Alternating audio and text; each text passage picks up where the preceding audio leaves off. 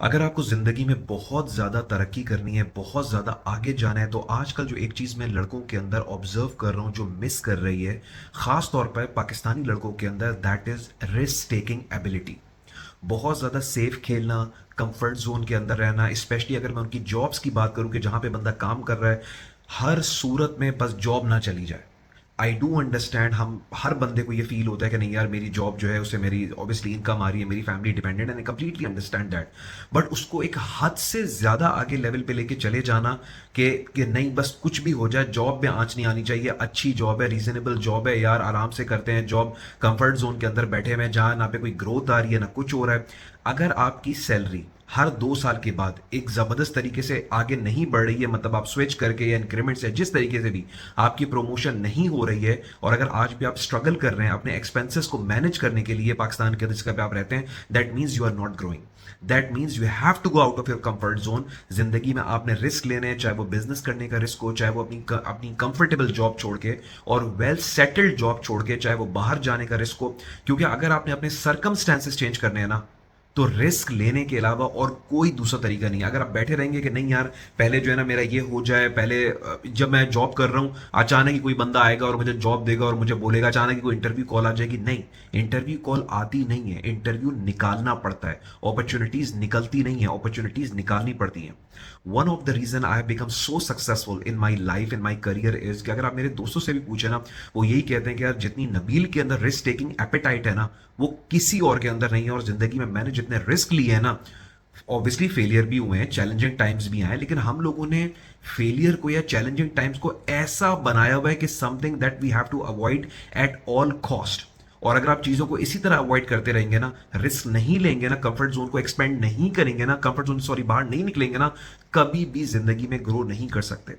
मैंने अक्सर पाकिस्तान में लोगों को देखा है, इनफैक्ट दुबई के अंदर भी लोगों को देखता हूँ, एक एक जॉब के अंदर 8-8 साल लगाए हुए हैं, 12-12 साल लगाए हुए हैं। पाकिस्तान में बात करूं, 20 साल हो गए काम करते हुए, सैलरी जो है वो 1.5 लाख रुपए, 2 लाख रुपए, 3 लाख रुपए। भाई आपने इतना टाइम लगा दिया, अगर आपकी सैलरी 5 साल के अंदर 2 लाख रुपए क्रॉस नहीं करी, कम अज कम मैं ये कह रहा हूं इससे ज्यादा होनी चाहिए, और अगर 10 साल के बाद आपकी सैलरी पाकिस्तान में 4 लाख 5 लाख रुपए नहीं है, देन इट्स द टाइम जब आपने अपॉर्चुनिटीज को एक्सप्लोर करना है अपने जोन से बाहर निकल के। चाहे वो कहीं बाहर पढ़ने के लिए जाना हो, चाहे वो कहीं बाहर सेटल होना हो, चाहे वो अपना बिजनेस करना हो, अपने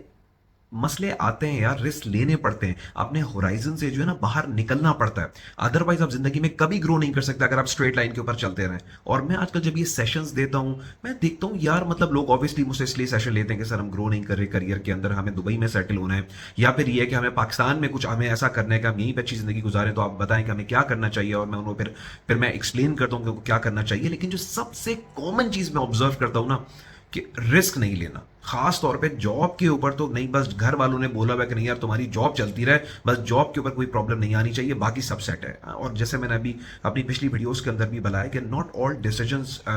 should be endorsed by the family members, और not all decision should be endorsed by the elders. बड़े भाई हो या कोई फादर हो, जरूरी नहीं कि सारे डिसीजन को जब तक वो गो हेड ना करें, थम्स अप ना करें, तब तक वो डिसीजन ना लें। जिंदगी में बहुत सारे ऐसे डिसीजन इंसान खुद लेता है। तो